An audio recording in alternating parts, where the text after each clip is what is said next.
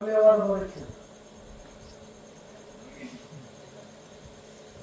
ಹ್ಯಾಂಗದ ಜಗತ್ತ ವೈವಿಧ್ಯಮಯದಿಂದ ಕೂಡಿದಂತ ಜಗತ್ತು. ಇಲ್ಲಿ ಬಂದ ಬಳಕ ನಮ್ಮ ಬದುಕು ಹಾಳಾಗಬಾರ್ದಾಗಿತ್ತು ಅಂದ್ರೆ ಒಳ್ಳೆಯವರ ಹೆಣ್ಣನ್ನು ಇರಬೇಕು, ಒಳ್ಳೆಯವರ ಮಾತನ್ನ ಕೇಳಬೇಕು, ಒಳ್ಳೆಯದನ್ನೇ ನೋಡಬೇಕು, ಒಳ್ಳೆಯದನ್ನೇ ಕೇಳಬೇಕು, ಒಳ್ಳೆಯದನ್ನೇ ಆರಾಧನೆ ಮಾಡಬೇಕು. ಆವಾಗ ಈ ಬದುಕಿಗೆ ನೆರವೇರಕ್ಕೆ ಶುರುವಾಗ್ತದೆ. ಚಲೋ ಇದ್ದವರು ದಾರಿ ತಪ್ಪಾರ ಏನು ಪ್ರಸಂಗ ಹ್ಯಾಂಗ ಬರ್ತದ ಅಂದ್ರ, ಒಬ್ಬ ವ್ಯಕ್ತಿ ಬಹಳ ಸಜ್ಜನ ಮತ್ತು ಪ್ರಾಮಾಣಿಕರುವಂತಹ ವ್ಯಕ್ತಿಯ, ನೀತಿವಂತ ವ್ಯಕ್ತಿ. ತನ್ನ ಮಕ್ಕಳಿಗಾಗಿ, ವಿದ್ಯಾಭ್ಯಾಸಕ್ಕಾಗಿ, ಶಿಕ್ಷಣಕ್ಕಾಗಿ ಸಾಕಷ್ಟು ಖರ್ಚನ್ನ ಮಾಡ್ತಿದ್ದ. ಯಾಕೆ ಅಂದ್ರೆ ಒಳ್ಳೆ ವಿದ್ಯೆಗೆ ಖರ್ಚು ಮಾಡಿದಕ್ಕೆ ಹಿಂದ ಮುಂದೆ ನೋಡಬಾರ್ದು. ಮಕ್ಕಳು ವಿದ್ಯಾರ್ಥಿಯನ್ನು ಮಾಡುವಾಗ ಸುಮ್ಮನೆ ದುಡ್ಡಿನ ಹೆಚ್ಚಿರಬೇಕು. ಯಾಕೆ ಮಕ್ಕಳು ವಿದ್ಯಾರ್ಥಿಯನ್ನು ಮಾಡ್ತಾರೆ, ಮಕ್ಕಳೇ ಆಸ್ತಿಯಾಗಿ ಮಾಡ್ಕೊಡ್ಬೇಕಲ್ಲ. ಮಕ್ಕಳಿಗೆ ಆಸ್ತಿ ಮಾಡಬಾರ್ದು, ಮಕ್ಕಳೇ ಆಸ್ತಿ ಆಗಬೇಕು, ಹಂಗೆ ಬೆಳೆಸ್ಬೇಕಾಗ್ತದೆ. ಅದು ಒಂದು ಕಲಾತ್ಮಕ ಸಾಧನ. ಅದು ಆ ಕಲಾತ್ಮಕ ಸಾಧನ ಮಾಡಬೇಕಾಗಿತ್ತು ಅಂದ್ರೆ ನಾವು ಆ ರೀತಿ ಮಕ್ಕಳಿಗೆ ತರಬೇತಿ ಕೊಡ್ಬೇಕಾಗ್ತದೆ. ಹಿಂಗ ಮಗನಿಗೆ ತರಬೇತಿಯನ್ನು ಕೊಟ್ಟಿದ್ರು. ಏನು ಓದ್ದ ಓದ್ದ ಓದ್ದ ಬರದ ಒಳ್ಳೆ ರ್ಯಾಂಕ್ ಅನ್ನ ಕೊಡೋದು, ಒಳ್ಳೆ ಸಾಧನ. ಒಂದು ದಿವಸ ಖಾಲಿ ಆಯ್ತು, ಕೈ ಖಾಲಿ ಆದ ಒಳಕ ತಂದೆ ಮಗನಿಗಾಗಿ ಆಸ್ತಿ ಮಾಡೋದೇ ಮಗನಿಗೆ ಇರೋದ್ರ ಒಳಕ ಆಸ್ತಿ ಮಾರಿ ಕಳಿಸು. ಹೊಲ ಹಣ ಇಲ್ಲ, ಹೊಲ ಇಲ್ಲ. ಒಂದು ದಿವಸ ಭಾರಿ ಪ್ರಮುಖವಾಗಿ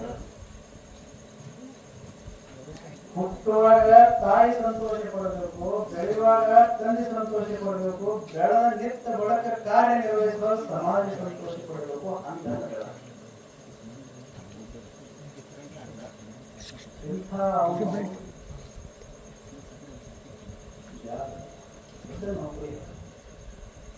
ಏನ ಸಂತಸ ಮನೆಯೊಳಗ, ಏನ ಸಮಾರಂಭ ಅದು.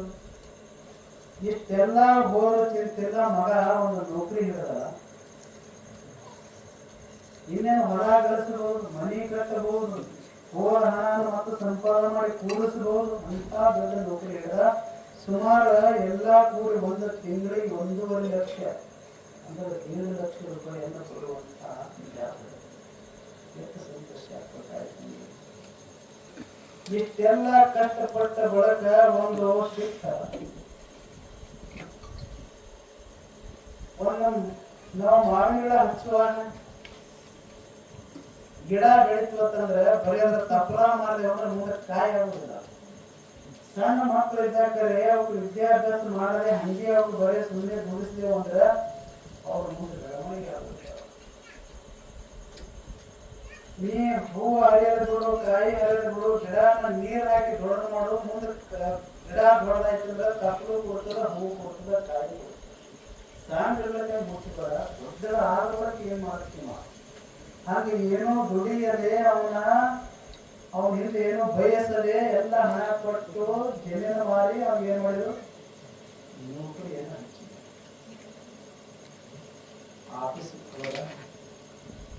ಆಫೀಸ್ಗೆ ಹೋದ ಒಳಕ ಆಫೀಸ್ ಗಾಡಿಯನ್ನು ಕೊಟ್ಟು ದೊಡ್ಡ ಆಫೀಸ್ ತಿಂಗಳಿಗೆ 1.5 ಲಕ್ಷ ಪಗಾರ ಬರ್ತದ. ಮನೆಯೊಳಗ ಏನು ಸಂತೋಷ, ಏನು ಸಮಾಧಾನ. ಅವರ ಆನಂದಕ್ಕೆ ಇನ್ನೊಂದು ಸರಿ ಸಾಟಿಯಾದಂತ ಆನಂದ ಇಲ್ಲ, ಅಂತ ಆನಂದ ಮನೆಯೊಳಗೆ ನಡೀತಿ.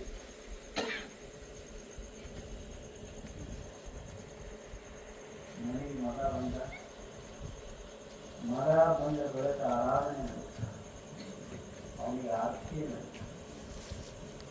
ಎಲ್ಲ ಆಯ್ತು. ಉಪಚಾರನ ಮಾಡಿದ್ರು, ಮಾಡಿ ಅವನಿಗೆ ಭೋಜನ ಮಾಡಿದ್ರು, ಕೊಂಚೆ ಮುಷ್ಟಾನ ಮಾಡಿ ಊಟ ಮಾಡಿಸಿ ಮಗನಿಗೆ ಬಳ್ಕೊಡಕ ಇನ್ನು ಎಲ್ಲಿಗೆ ಹೋಗ್ತಾನ, ಆಫೀಸಿಗೆ ಹೋಗ್ತಾನ. ಇನ್ನು ಸುಮಾರು ದಿವಸ ಆತ ಬರುವುದಿಲ್ಲ, ಏನು ಬಳ್ಕೊಡುವಾಗ ಮಗನೇ ಗಾಡಿ ನಡೆಸ್ತೀವಿ. ಅವಾಗ ತಾಯಿ ಕೈ ಮಾಡಿದ್ರು, ತಂದೆ ಕೈ ಮಾಡ ಈಗ ನೋಡ್ತಾನ ಇವನು ತೆರಿಗೆ ಬಿಟ್ಟು ಅವ್ರ ಕಡೆ ನೋಡಿ ಹಿಂಗ ಕೈ ಮಾಡ ಮೊದಲೇ ಘಟನಾ ಇದೆ.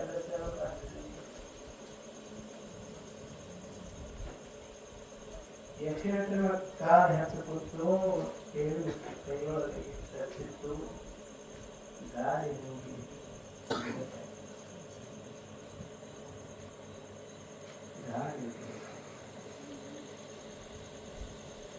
ತಂದೆ ತಾಯಿ ನೋಡ್ತಾ ನೋಡ್ತೆ ಮಗ ಹೆಣಾಗಿರುತ್ತೆ ಗಾಡಿ.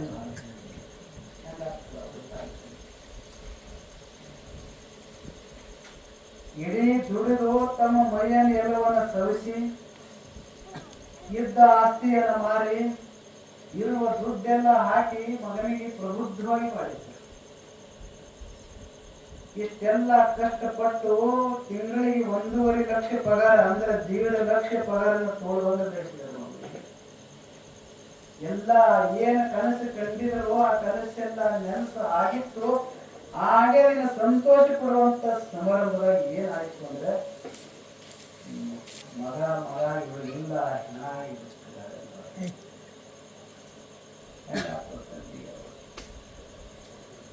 ತಂದೆಗೆ ಎಷ್ಟು ಆಘಾತ ಆಗಿರ್ಬೇಕು, ಆ ಹಡದ ಕರಳಿಗೆ ಕರಳು ಎಷ್ಟು ಬಿಡ್ತಿರ್ಬೇಕು. ತಂದೆಗೆ ದಿಕ್ಕಿ ತೋರಿಸಿದಂಗ ಆಯ್ತಾವ. ಯಾಕೆ ನೋಡ್ತಾ ನೋಡ್ತಾ ಕಣ್ಣ ಮುಂದೆ ಮಗ ಹೆಣಾಗಿ ಬಿಡುವಾಗ ತಂದೆಗೆ ಹೆಂಗ ಆಗ್ತದ.